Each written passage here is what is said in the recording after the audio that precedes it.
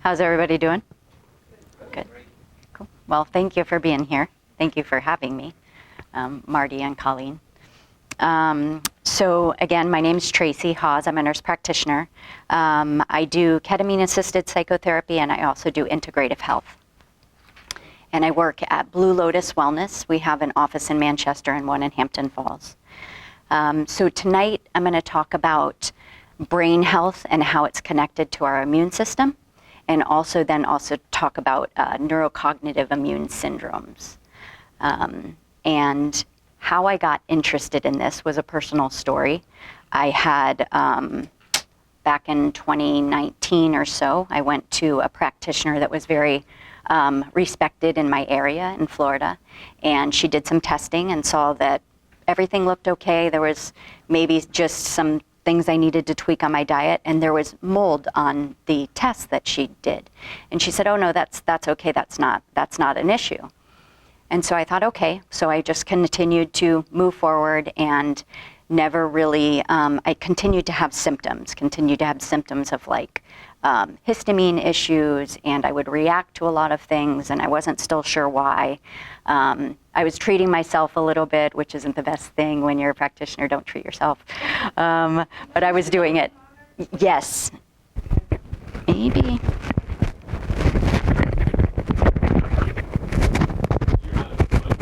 Oh, well, that's why then, huh? Okay. So how do I do that?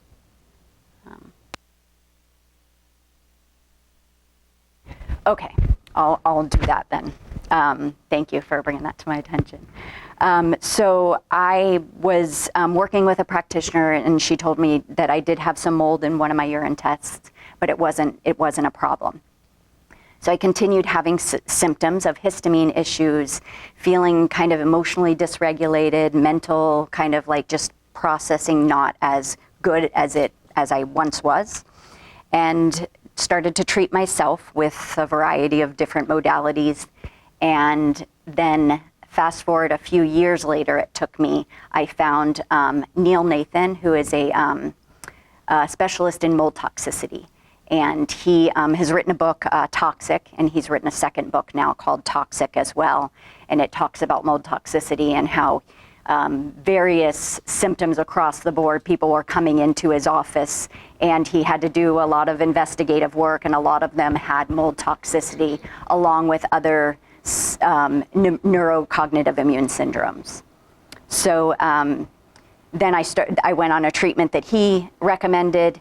I did get better, and then I had a move, and I moved into mold again. So I was out of mold, dealt with it, and then I ended up moving into mold again. And so now I'm actually on another treatment round for that. So this story will come in handy as I move through the slide presentation. So just a disclaimer, there's no medical advice here. So I'm not giving medical advice, it's just for educational purposes only. So let's see here. Yes. When you're talking about mold, are you talking about mold in where you were residing? Where I... Is that kind of thing you're talking about? Correct. And sometimes, though, it doesn't affect people through their breathing, their sinuses. It could be in their GI tract. Variety of different ways that it can get in through our system with just living with it. And there's about 25% of the population that has a genetic component that doesn't detox mold well. Yeah. Yeah, you're welcome. So today we're going to explore the introduction to brain health and its relation to the immune system, and then understanding these neurocognitive immune syndromes and their implications, and then the importance of a multi-system approach, because it does affect our brains, our nervous systems, our immune system. It's kind of and honestly, it's kind of like a body, mind, spirit approach that we can do with it.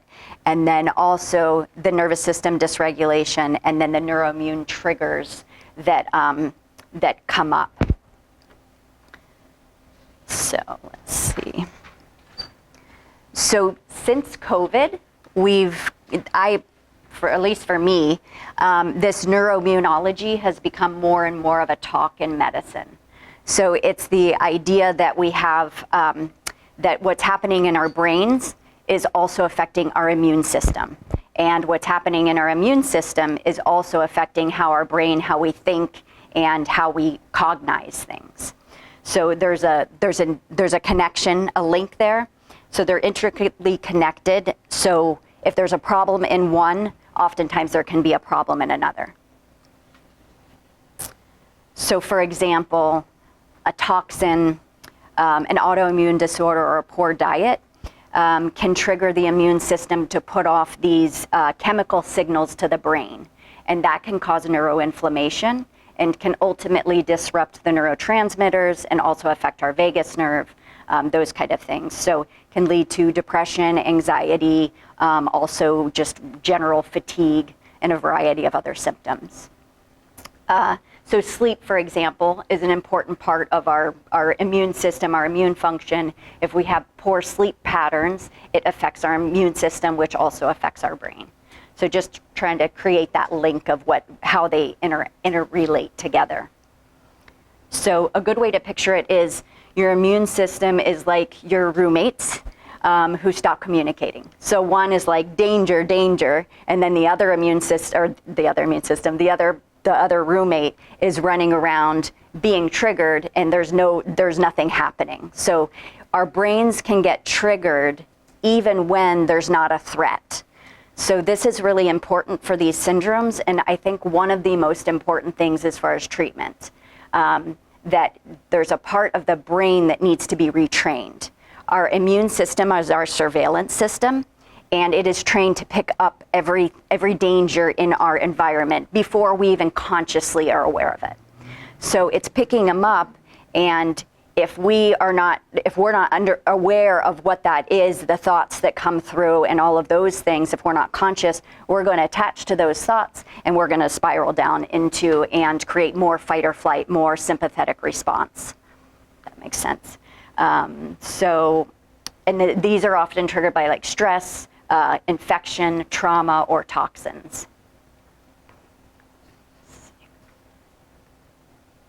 So neuro-cognitive immune syndromes. So just to break down what that is, neuro is brain, and our cognitive means like our thinking, our memory, our way of processing things, and the immune system is our body's defense mechanisms. So in neurocognitive immune systems or syndromes, all of these are affected. And these are just some examples. Chronic fatigue is one, fibromyalgia, multiple chemical sensitivities, mold toxicity, Lyme, long COVID, a variety of others that are considered these neurocognitive immune syndromes. Some symptoms would be mood changes, sleep disturbances, brain fog, fatigue, slower processing things, could even lead to seizures or tics, and a variety of other symptoms. So just imagine if you went into your doctor and said, I have sleep issues, I have mood changes, I have dramatic behavior, they're going to probably put you on an SSRI or an anti-anxiety medicine. And so many people, that's not what they need.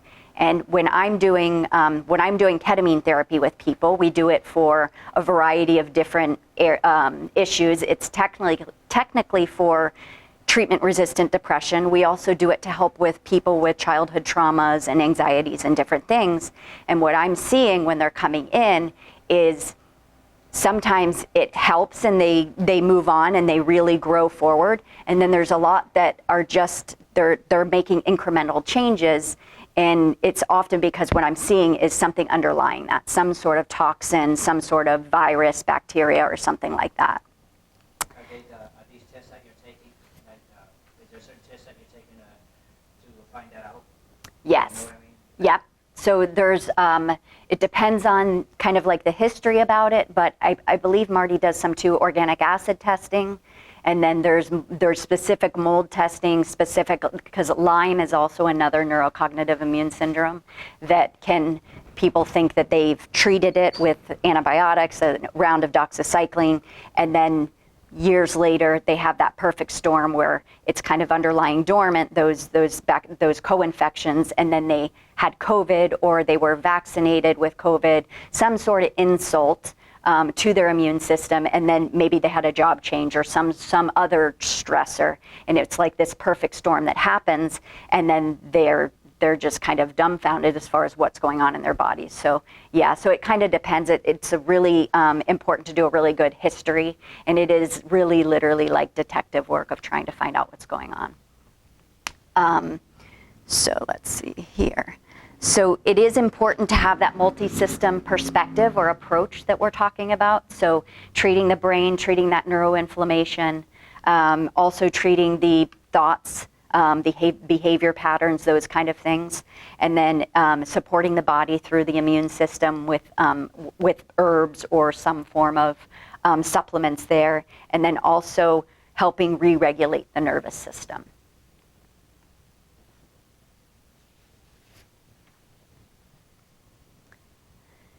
So nervous system dysregulation, this is another thing that I see when I work with clients when they're coming in. Most of them, I would say, dare to say 100%, 99.9, 100% of the people that are coming in, it's really about teaching you. So since COVID, this has all happened since COVID, right? And it's like a variety of things going on out there. So we're becoming more aware of the plastics that we take in, our air, our food, what we're putting into our bodies, what's going on in the world outside of us. We're becoming more aware, and it's a little bit scary to become more aware. I almost think I just want to vomit the pill back up, because it's like once you go there, you can't go back, right? So we're becoming more aware, and I think it's really, on a spiritual sense, if you back up from all of it, it's really about being able to live in this world with uncertainty, being okay with uncertainty. And that's a challenge, I know for myself anyways.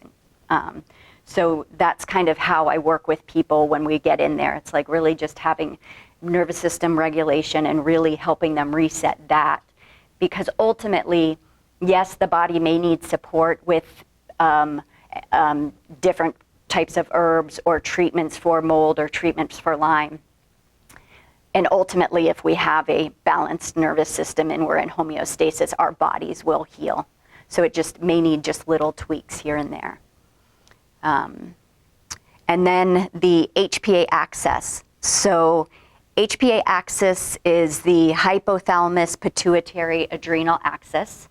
And so hypothalamus is in our brains, the pituitary is in our brains, and then our adrenals are on top of our kidneys. And so this system helps control the stress response that we emote. It also helps energy levels, it helps the immune system, it helps our mood, and it's basically our body's stress thermostat. So when we experience stress, whether it's physical, emotional, or mental, where our hypothalamus sends a signal to our pituitary, and then our pituitary communicates to our adrenals to release cortisol. And cortisol is our main stress hormone. So, and cortisol is there to keep us alert. Like, so when we're stressed, we want to, that's that fight, flight, that danger. So we want to become alert, hyper-focused. It reduces inflammation, and it also boosts energy levels. So when this response is over and our brains turn down, the signaling should shut off. So it should be kind of like a short, sharp, and self-regulating response. Many times now, that's not the case. Our nervous systems have been in this sympathetic dominance for a long time due to a variety of factors, whether that's stressors, traumas, being on the hamster wheel of life, all of those things. And so we're very hyper vigilant and ready to react. And that's what our systems are kind of, it seems like a lot of that is going on these days. So when this HPA axis is imbalanced, we're under chronic stress, so that's emotional, there's illnesses, there's trauma, poor sleep, the axis gets out of balance. And then there's two common ways this can happen. So this can happen through being stuck. Our nervous systems can actually be stuck in the fight or flight response and not able to get back into that parasympathetic state. So it's to have a healthy nervous system, sympathetic is good, and then parasympathetic is needed also. We need to have that balance. And when we don't have that balance, we lose the tone of our vagus nerve that runs from the bottom of our brain down into our belly. And so that becomes an issue, and symptoms can result in anxiety, insomnia, high blood pressure, sugar cravings, and then weight gain. The cortisol, like weight gain around the belly, is an indication of cortisol, high cortisol. And then we can go into the hypoactive mode, which is more of this after we've excreted so much cortisol, it kind of wears out, and we turn into this burnout phase. So then there's, the system gets exhausted, and then these symptoms are fatigue. Even when you've slept a full night's sleep, you're fatigued. Depression, brain fog, low blood pressure, poor stress tolerance, weakened immune system, and it's also called adrenal fatigue. So the issue with the adrenal glands, it's not with the adrenal glands themselves, it's with the connection, again, like that HPA axis. So it's the connection from the brain to the adrenals that's dysregulated. Let's see. Okay, not there yet. So some conditions that can disrupt this HPA axis are, again, the chronic fatigue, the fibromyalgia, long COVID, burnout, insomnia, and it kind of goes both ways. Chronic fatigue can cause HPA axis issues. HPA axis issues can cause chronic fatigue, and vice versa with all of these. So it's all kind of connected. So if your stress response is too sensitive, then it's going to go off all the time, and you're going to have too much cortisol. And then if it's hyposensitive, then it's going to it's after so much activations, it's going to stop working, and it's going to be hypoactive, and there's going to be too little cortisol. So in Ayurveda, they have terms that also relate to this. So in our sympathetic state, it's called rajas. Rajas is the active mode in Ayurveda.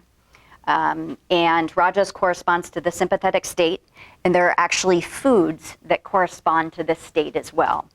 And then tamas is the parasympathetic state, and it's more of rest or inertia. And then sattva is more of that balanced, healthy rest and rejuvenation state that we're looking for. So the balance of the two, sympathetic and parasympathetic, lead to that sattvic, that purity state. That's called Ayurveda? Ayurveda. When you get to that place? So Ayurveda is a study, an Indian form of medicine, kind of like a philosophy of life. It's literally called, I think, the wisdom of life or study of life. I used to know that better, but it's been a while since I've taught that stuff. Yeah, so it's an Indian philosophy of just how they live. And it's one of the oldest self-healing systems, older than Chinese medicine, that is around. And so foods that promote rajas, which rajas is that sympathetic state, they increase energy levels, like that would make sense, the spicy foods, caffeinated foods, increase energy levels, they stimulation, focus, and then they're helpful when we need to be alert, right? But in abundance, they can cause like an increase in agitation and anxiety and those kind of things when consumed in excess. And then foods that produce tamas, tamas again is that inertia or just parasympathetic state where it's more calming. And these foods calm the mind, reduce stress, promote digestion and healing. And they're grounding, they're calming, they promote sleep and contentment. And then the sattva. So you'll see some of those cross over from tamas sattva as we're getting into that more of that purity or balance, homeostasis. So these are foods that promote mental clarity. They calm energy. They help emotional balance. They support both systems in harmony, right? So we want, again, that balance, and as we're balanced and we can self-regulate, where we govern, we are the agency of our nervous system, and we say when we go into sympathetic or parasympathetic, then we're in that more of a sattvic space. So let's see. So it's important to note that also with these syndromes, sometimes even the tamas and sattvic foods can produce a sympathetic state. And the reason being is because oftentimes these syndromes have histamine issues, or there's allergies. So the liver has a hard time breaking down the histamine. We see that in a lot of mold toxicity. Sometimes we see it in long COVID at times too. So it's important to note that, because if you're taking these foods and you're like, well, she said that I was supposed to be in perfect balance when I ate this. And so there might be a reaction there. So if you notice that you eat some things and maybe they make you feel like a little bit foggy in the brain, or they give you anxiety, or you're kind of bouncing off the walls, or they make you really tired, then I think it's really important to do like what we call a food journal. So you would just create take your diet, your food that you don't react to, right? And then you slowly introduce one thing at a time, and you're monitoring your symptoms, monitoring your activity levels, bowel movements, sleep, moods, those kind of things, to kind of help you figure out what's going on there without having to get into a lot of testings. The testings are great, but they can be also pricey at times too. So let's see. Now we're going to talk about their neuroimmune triggers, so infections, toxins, and stressors. And the causes of this, the underlying causes of the neuro-cognitive immune syndromes. So underneath this neuro-cognitive immune syndrome can be viruses. So it can be the herpetic virus, it can be the Epstein-Barr virus, it can be the cytomegalovirus, it can also be mold toxicity. And it's not the mold itself, it's the toxins that the mold produces. It can also Lyme disease, the co-infections of that, nervous system imbalances, hormone imbalances, any kind of like genetic or epigenetic factors, physical, emotional traumas, and microbiome imbalance, and mitochondrial dysfunction. And this one's interesting, and this is also like a big topic now after COVID. A lot of people have heard mitochondrial dysfunction just because of how COVID has affected some of our physiologies. And so mitochondria is the cell's energy center. And so things that can affect this are genetic mutations. So it's important to get those tested as well. Going back to my story of mold, through that process, I also understood that I had certain genetic mutations that were also causing some of my symptoms. So it was a lot of teasing out what was the cause. So again, these pathogens, virus, bacteria, fungi, mold can also be factors. They can damage the mitochondria and disrupt the energy metabolism of those cells. And that can cause or trigger chronic inflammation, and can also interfere with the normal functions of the mitochondria. So these pathogens will actually disrupt those and take away the energy from ourselves and give it to themselves for survival mechanism. So, and then some pathogens alter the mitochondrial signaling, and that can actually suppress the host's immune system as well.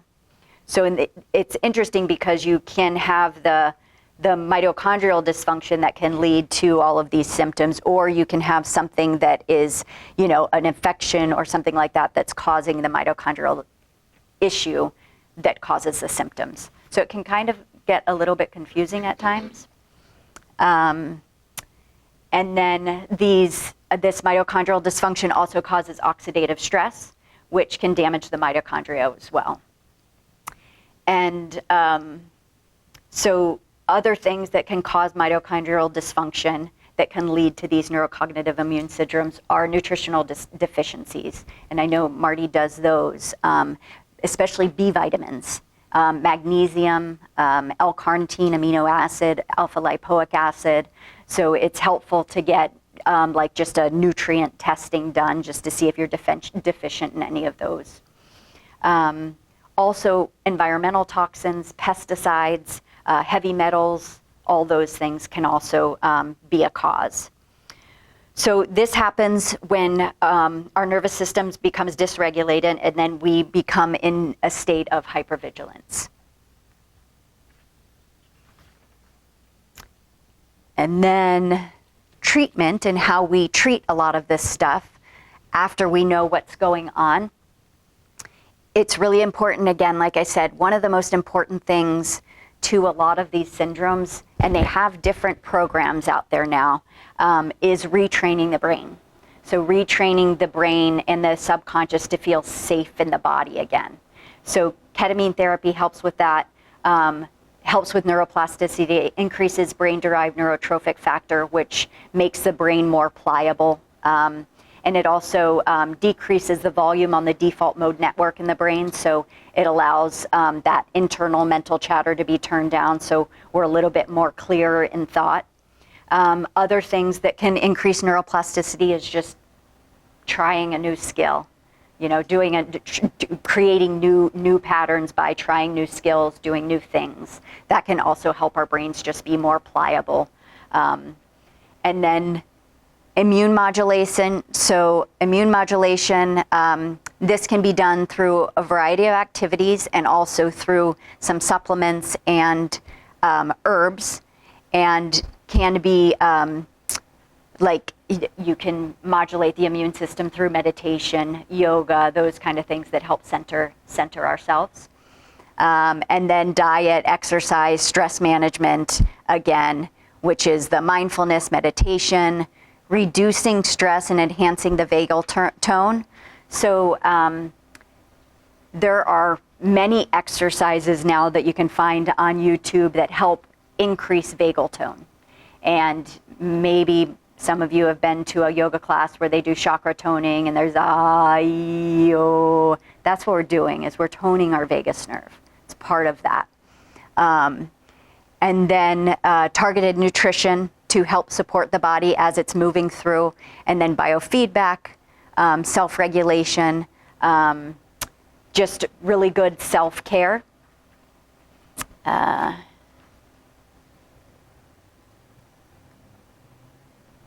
So key takeaways, if you are experiencing any of these symptoms, it is important to get tested, to see somebody just to help kind of get a good history, get a good physical on you to understand, help you guide you in the right direction. Supporting your nervous system, creating space in the day, getting off the hamster wheel, and just, even if you have to schedule space in your day, yoga, meditation, and that's pretty much it as far as I have for the closing takeaways. And then my information is here, my email address, the website, and my phone number if you or anyone you know need any support in any of these syndromes. And you can also email me for questions. And I also can take questions. I don't want to get into too personal questions, but general questions, I'm open.